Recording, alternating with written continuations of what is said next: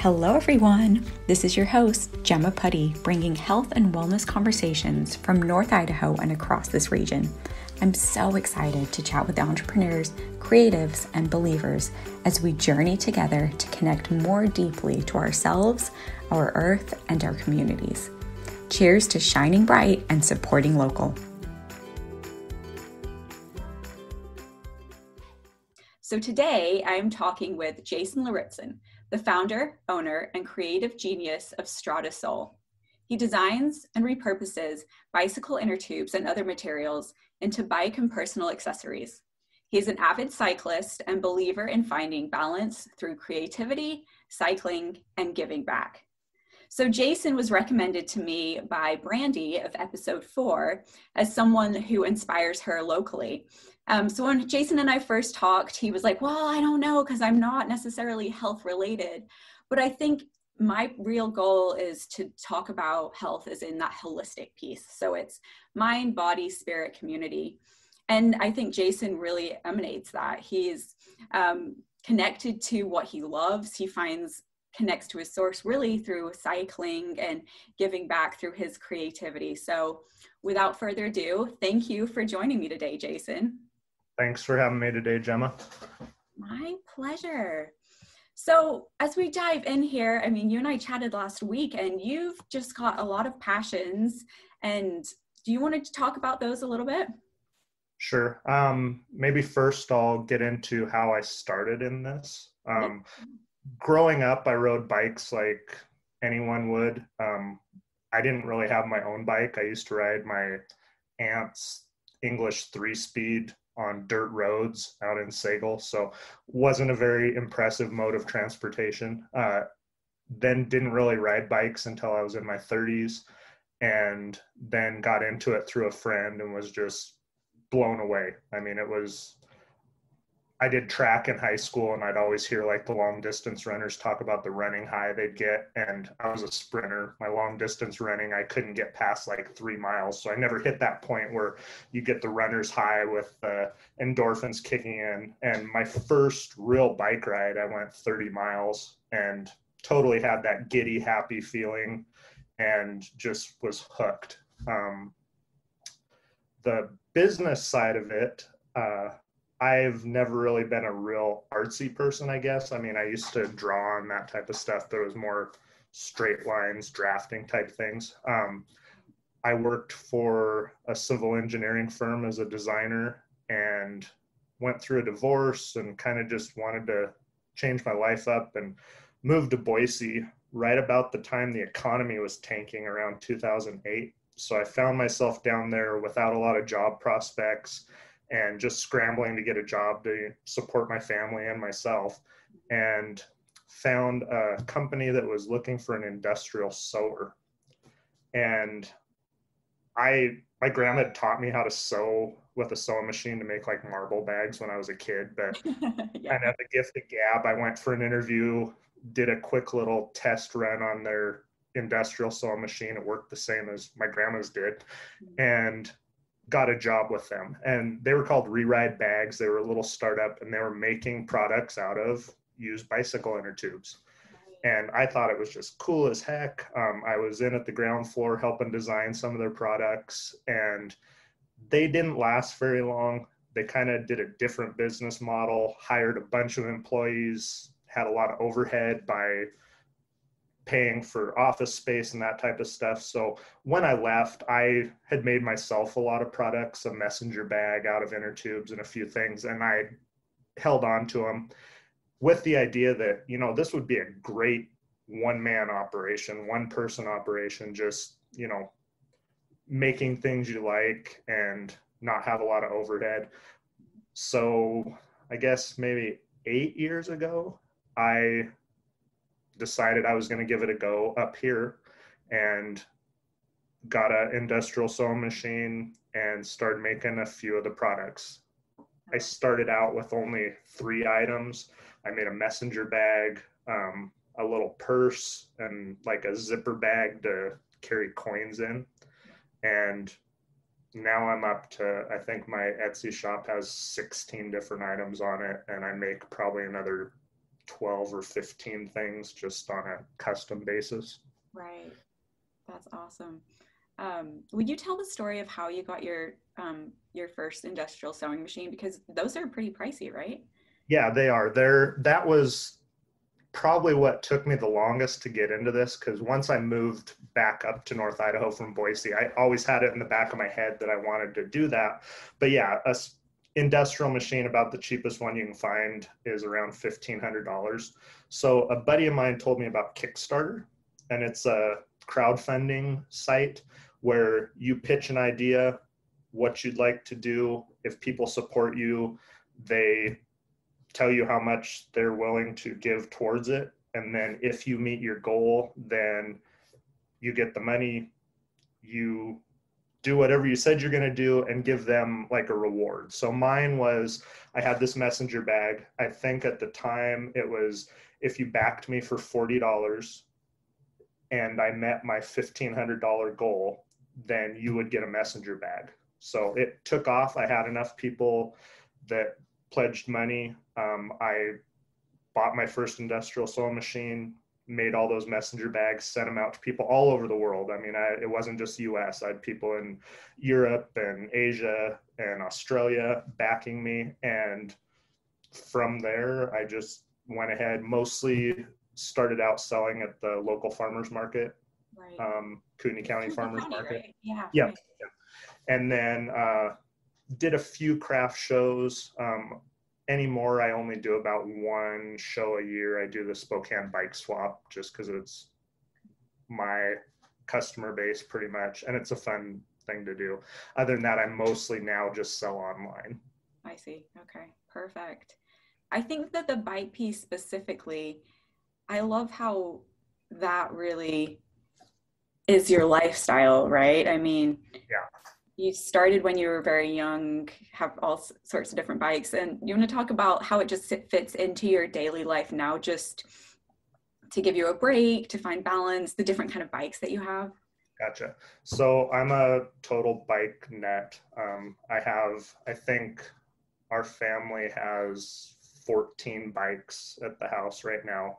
My wife has 5, I have 5, the kids each have at least one.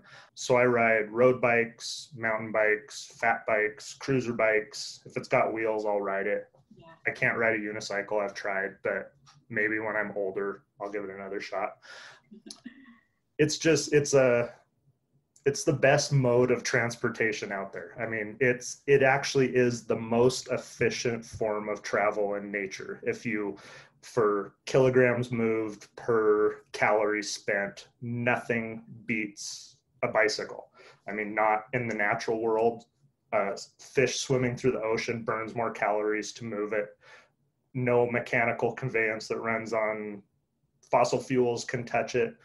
Bikes are just about perfect. I mean, I joke, I'm like, it's a magical device that moves you through space powered on leftover pizza. I mean, it's just awesome.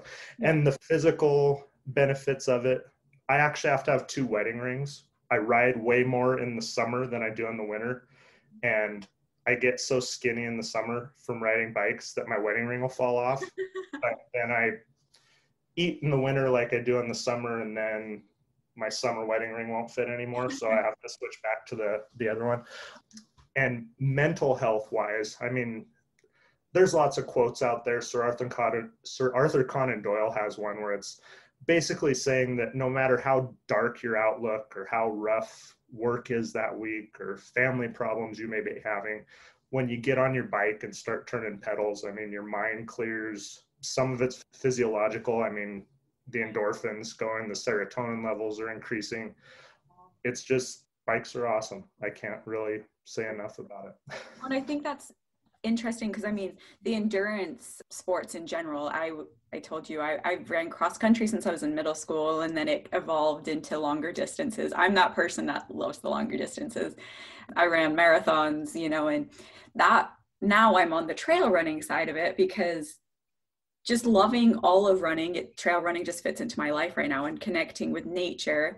But you've got all of that through the variety of options of bike riding. And then with running, of course, lots of people hate it. It's really hard on your body.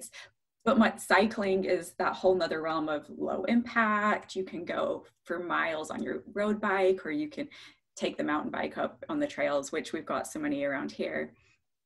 Yeah, I mean, the low impact portion of it's huge. I mean, it's good for your knees.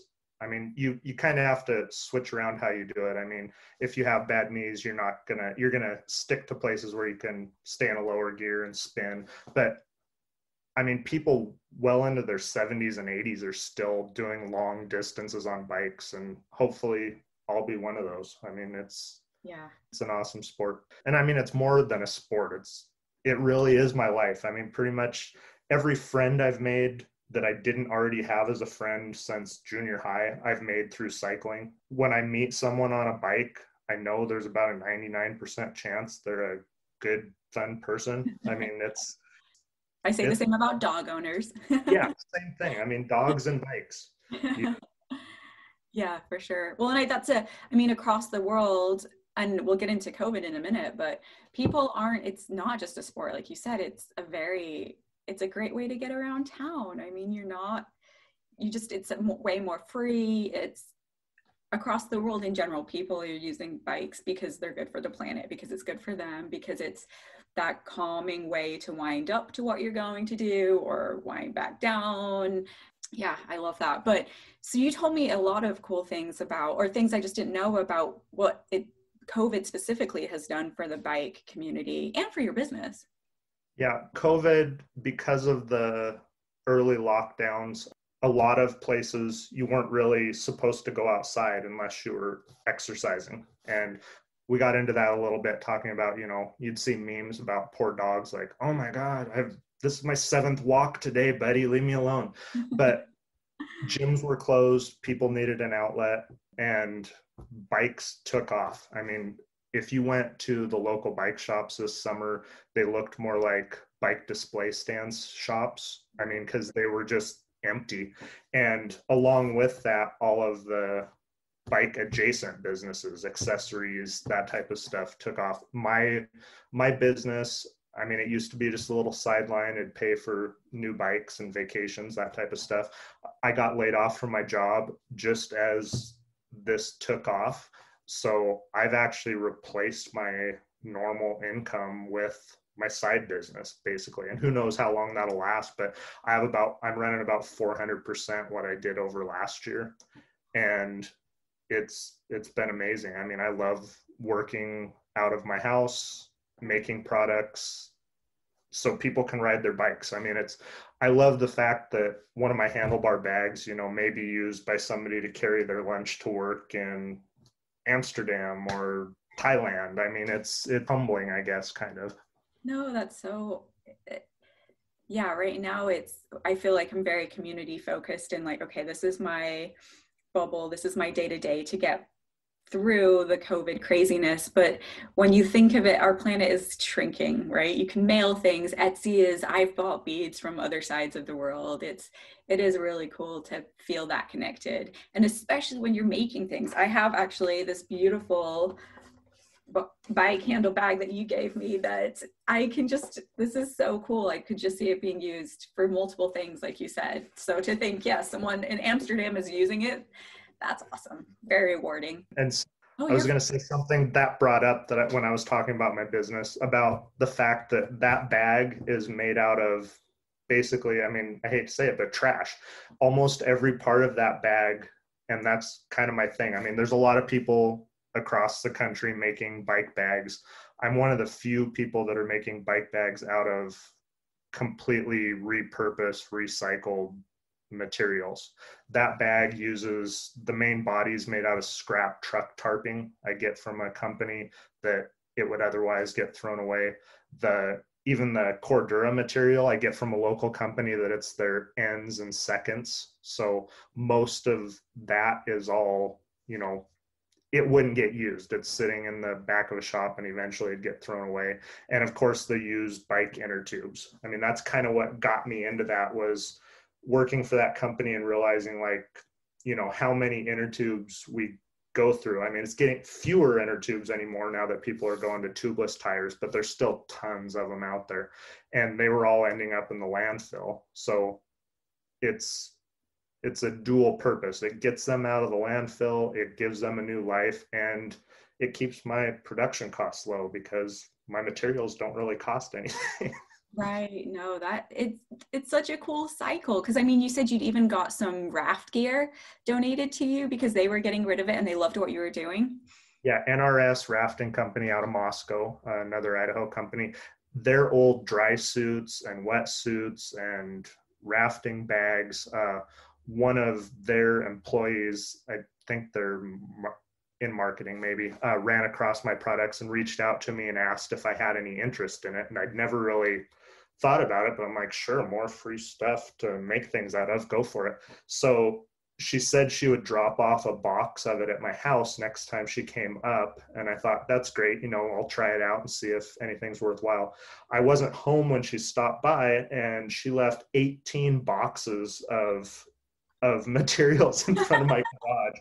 So I moved them all in there and sorted through stuff. I wasn't able to use everything. I don't use a lot of neoprene from like the wetsuits. I've tried, but it's so thick, it's hard to use in the sewing machines. I still have them. I try to use pieces of it when I can, but the dry suit material is amazing. I mean, I kind of feel bad because you have a dry suit that they use for rafting expeditions that costs $1,000 MSRP, and they're throwing it away because it has a hole in it.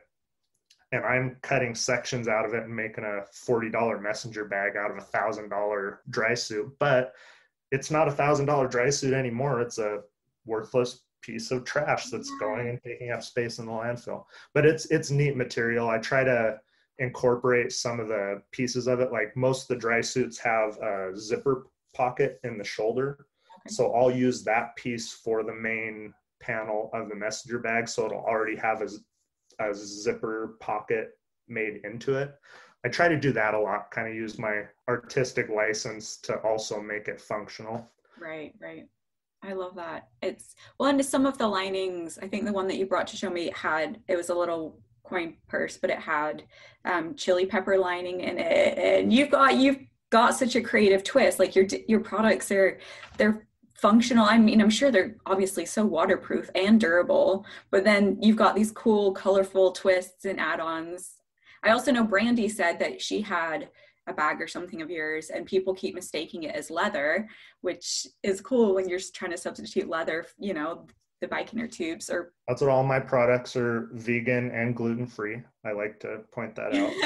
So, that's awesome.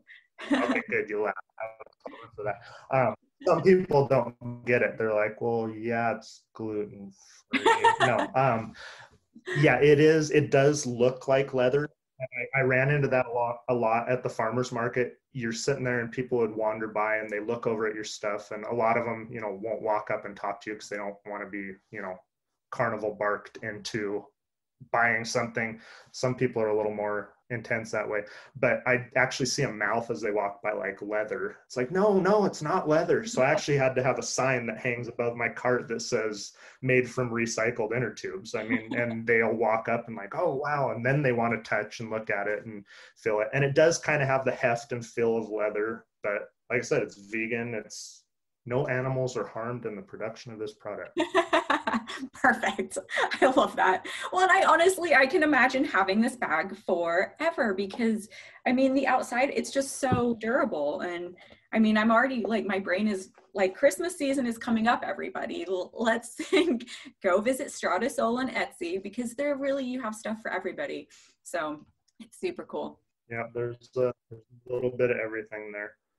Well, and I mean, you've got a lot going on. You're doing your business, you're also in school, and then, I mean, helping with your families like day to day. How do you keep balance in it all? And I'm sure this is going to go back to bikes, but. I just quit sleeping. That's my main. No way. You have to balance it. I mean, I'm going to school right now to be a middle school math teacher. So I'm in school full time. I'm sewing full time. I have 2 daughters at U of I. I have a 12-year-old son in school and, you know, helping him with school while all of this is going on. And then still trying to find time to ride bikes. I mean, honestly, between school and sewing, I could wake up at 6 a.m. every day and do homework and sew until I fall asleep exhausted at midnight every night if I wanted to. I have the work that needs to get done, and part of you wants to do that. It's like, well, no, I can't take time for myself when I have these deadlines hanging above my head. But you have to do that. I mean, what I do is I kind of triage everything. I mean, if I have orders that have to go out today, I know how long that's going to take me. I have an assignment due at 7 o'clock tonight. I need to make sure that's done in time. And I also need to schedule a 2-hour bike ride in the middle of the day, because why do the rest of it if you can't have some time for yourself too? I mean, it's just, you're a better, well-rounded person if you take care of yourself. And I mean, I tell people I love that, because my wife works incredibly hard. She's working on a doctorate. She teaches full time. She also has a business she runs on the side. And just, you know, she feels guilty if she takes time to take a bubble bath. It's like, no, man, you gotta take time for yourself too. And if it takes scheduling it into your day so that it gets done, then schedule it into your day. No, for sure. I tell That's people, kind of the way I do it anyways.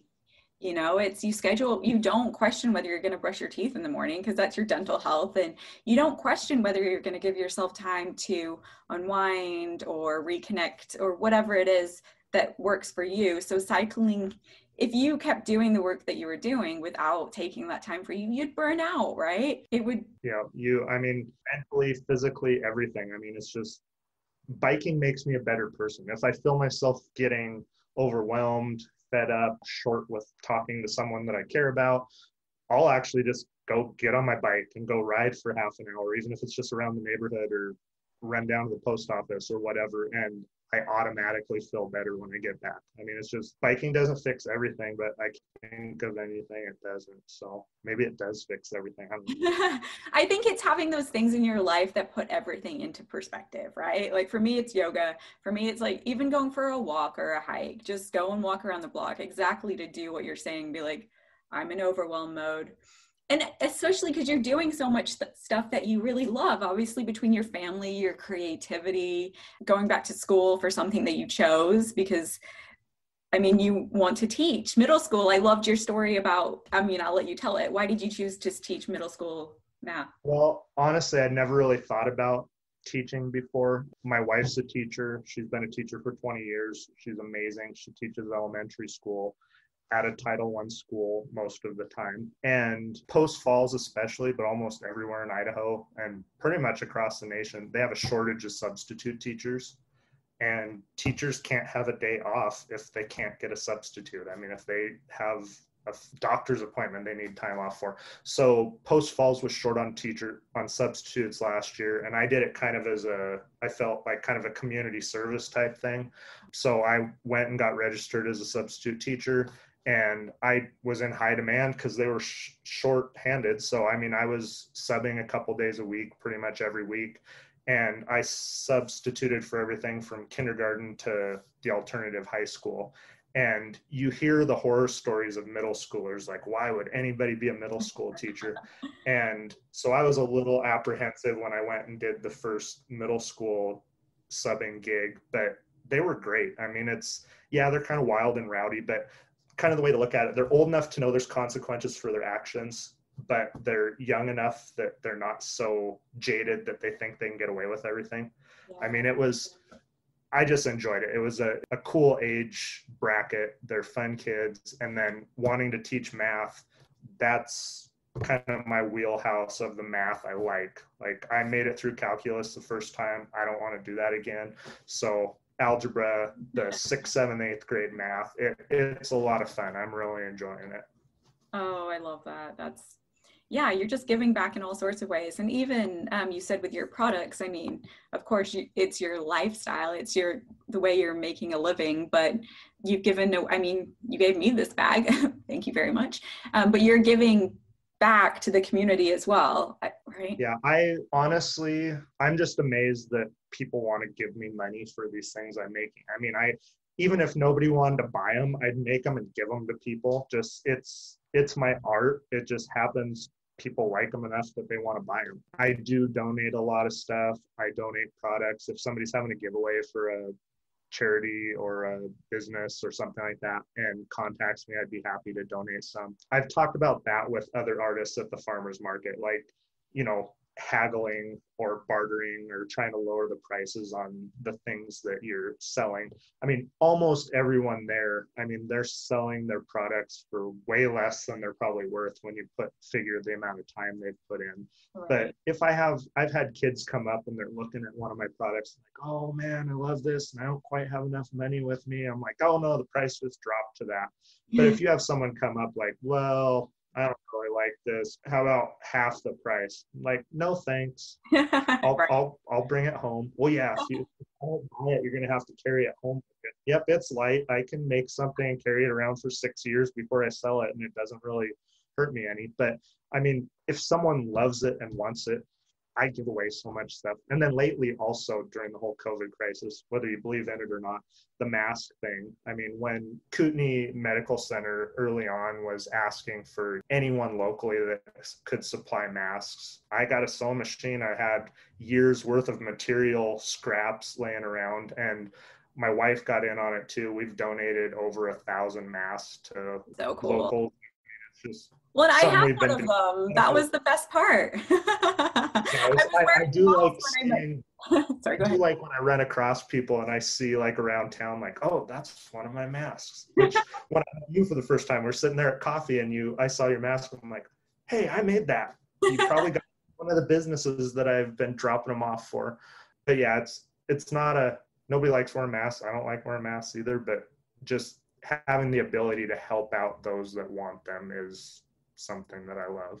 Right. Well, and I think, I mean, this money thing is something I think everyone struggles with, but you were giving such good energy. This is me getting really hippy dippy for a second, but you're giving so much good energy out with your products, recycling, giving masks out, that I think for customers to be able to give you their good energy back through money, I think is exactly what you deserve, because it's just all that exchange of good energy. But I'm moving on to another hippy dippy subject. No, I gotcha. And we talked about that a little bit. I'm a man of science, but I don't know everything. And I mean, here's the thing. Science can't even explain why a bike will stand upright when it's moving. I mean, it breaks all the laws of physics that, like, okay, when you're riding a bike and balancing, you can prove why that works because you're making micro adjustments as you go. To get a bike going along by itself and then just let go and it'll just roll down the street. I don't know.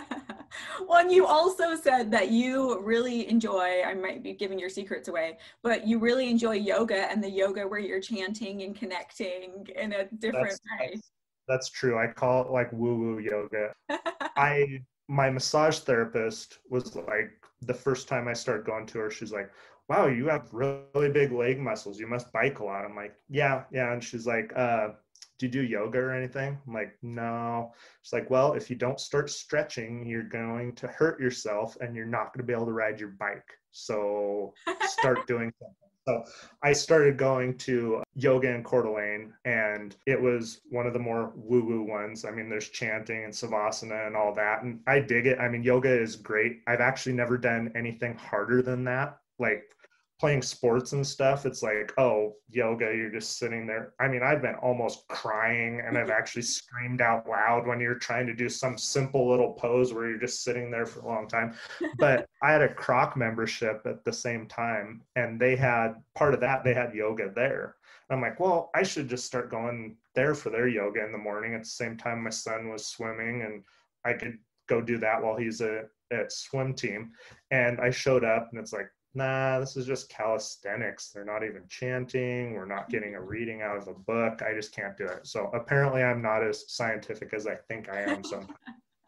I love that. That's such a good sales pitch. I talk to so many people, like, you need yoga in your life. I don't care who you are. You need it for whether it's connecting to source, whether it's for stretching, whether it's to there's so many reasons to do it. And there you go. You're case in point, even if it just keeps you stretched out so you can keep riding your bike or going for a run. Exactly. Oh, I love it. So Is there anything else I'm not asking you or we haven't covered on your products, on your creativity? I mean, I loved you did say one thing about there was three key components to life, and it was creativity. What was that? So what I've heard is that everyone should have three hobbies in their life, something that you're doing outside of work. And those three hobbies, you should find a hobby that keeps you healthy. You should find a hobby that lets you have an artistic outlet, and you should have a hobby that makes you money. So something you could do on the side.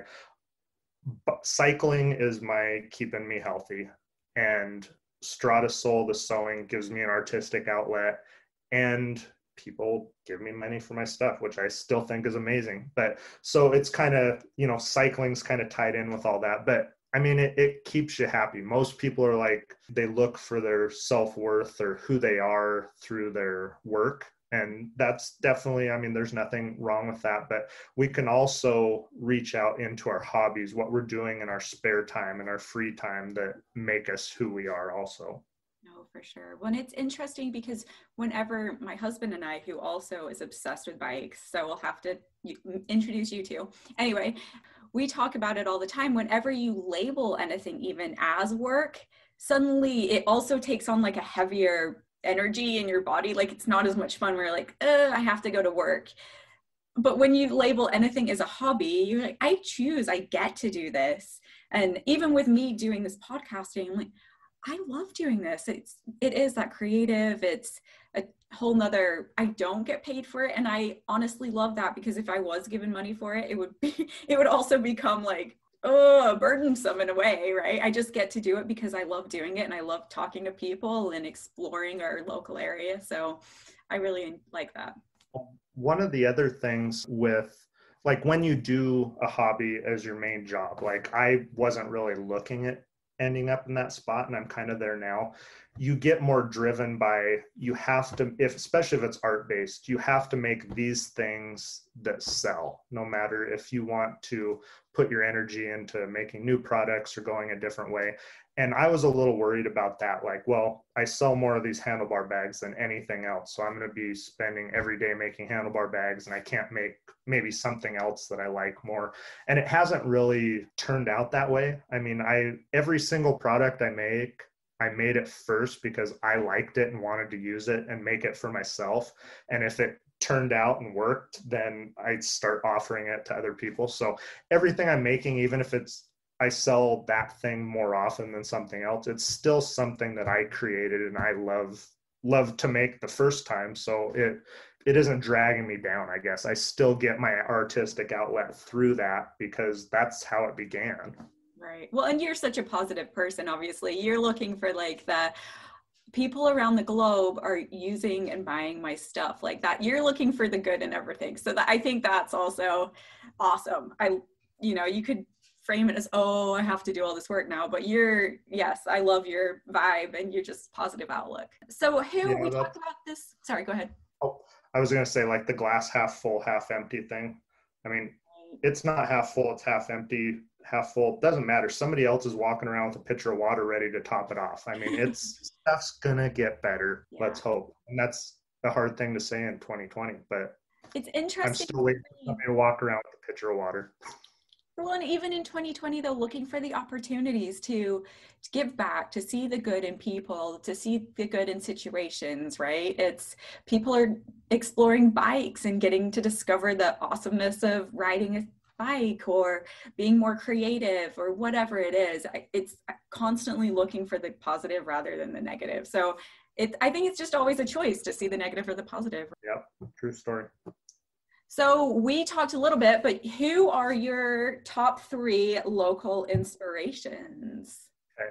Well, you guys already met Brandy, so I'm not going to wax poetic about her, but she is awesome. 3 that really jump out at me. One is Lake City Bicycle Collective, Tom Morgan. I was hoping for something like that in our area for so long, like the Boise Bicycle Project is just amazing what they do down there. And there's lots of places like that around the country. And we were really lacking one. There was one in Spokane that kind of tried, but didn't really do it. Tom's great. He saves bicycle inner tubes for me. I pick them up from him. Just what he does for the community and the outreach and getting bikes for kids. I mean, it's just amazing. Another one is, I just ran across him on Instagram a little while ago. Her name's Alex, and her husband opened a used bookstore in Coeur d'Alene, Bookishly Happy, down on Government Way. Just the fact that somebody's opening up a used bookstore with a brick and mortar storefront in this day and age gives me hope. I mean, I spent so much time as a kid wandering through used bookstores, finding books for cheap, and the smell of the bookstore, the smell of the old books. It's awesome that somebody in our community is doing that. And I stopped by the other day and bought some books from her and met her in person. Just everybody check it out. It's really cool. And then I was trying to think of a third one. I have a friend, Travis Zumwalt. He lives in Sandpoint, and I don't even know what his Instagram is, like the Wood Wizard. He takes wood scraps and resin and makes knife scales. That's his main gig. So makes like wood blocks for knife makers to make handles out of. And I met him through cycling. I mean, we ride together a lot. He rides his bike during the year up Schweitzer probably 3 or 4 times a week, every single week. And he's one of the strongest riders I know. And he's about 4 years older than me, which I'm old already. But he's just a really cool guy. And his stuff is art. I mean, he makes his living off selling it. But once again, it's just beautiful products that he's making because he loves it. And people happen to want to give him money for it. And he makes knife scales like micarta, which is like cloth impregnated with resin. He's made some of it out of old fire hose, like the cotton fire hose. Well, it has a liner inside of it that's made out of a rubbery material that he doesn't use, and he gave to me. And I've started incorporating it into some products also. So that's another used material that I use in my products. So yeah, those Lake City Bicycle Collective, Travis Zumwalt, the Wood Wizard up in Sandpoint, and Alex at Bookishly Happy. I mean, just those are 3 things that make me happy and give me some just hope. I love that. You know what? I would also like you to do a shout out to your wife. What's her company? Oh Romeo Pasta Company. So my wife's gluten-free and her whole family is gluten-free. She started making handmade pasta. My wife is basically the most amazing person I've ever met. I mean, she's brilliant. She's sweet. She's such a good cook, and she's drop dead gorgeous, but that's the last thing. But she started making pasta, and she sold it at the farmer's market last year and really enjoyed it. She's high risk for COVID complications, so this year she wasn't able to do it. We'll see how next year goes. Maybe she can get back into it. But yeah, Oh Romeo Pasta Company. It's named after our dog, Romeo. He's actually on the logo. He's a dachshund. But yeah, it's great pasta. I still get to eat it even if she's not selling it locally. So Perfect. it's a win for me. That's awesome. So Jason, where do we find you? Where's the best place for people to come and buy all your stradasoul.com, STRADASOUL, which that's another thing, just where I got the name from. It's really hard to come up with a name when you're opening some kind of shop or store. Like I probably went through like 100 different ideas of names, like what makes you think of used bike tubes, and you'd come up with some great name, and then you'd Google it, and somebody else already came up with this great name. So I was just scrambling, and I'm just like coming up with random words. And Strada means road in Italian. I'm not Italian. I don't know why I went that way, but so it's like road and soul. So it comes from the road is kind of the way I think about it. So stradasoul.com. I don't have a website, but that directs you to my Etsy shop. And Etsy is a great place. I mean, it's kind of like eBay for crafters. So all my products are on there. You can also reach me through the messaging on there, and I do sell local some also. Nice. And Instagram, your Instagram is, you are on point with your social media. And all my products, I don't really put this on the website, but all my products have a lifetime warranty. If you can find me and I still have a sewing machine, I'll fix one of my bags while I'm still breathing, or make you. You're awesome. If I don't have a sewing machine, you're kind of out of luck, but I probably will always have a sewing machine. So. And I won't give it away, but some of your products have a secret little something fun to find in them if you dig deep enough. Easter egg, yeah. I don't really say it publicly, but it's a reason to order one of my handlebar bags. There's something really funny and cool in there. It's awesome, you guys. Order one. Awesome. Well, I think I'll put all of this in the show notes as well so people can find you. But thank you so much for joining me. It's been a pleasure to get coffee with you last week and to chat with you again today. So thanks for joining me. Thanks for having me on here. Thank you for joining Jason and I today. I'm loving the organic nature of how I'm being guided to interview people. There are so many amazing souls and different ways to find your true north. Jason is such an authentic, creative guy, passionate to share his gifts. Be sure to check out his store on Etsy.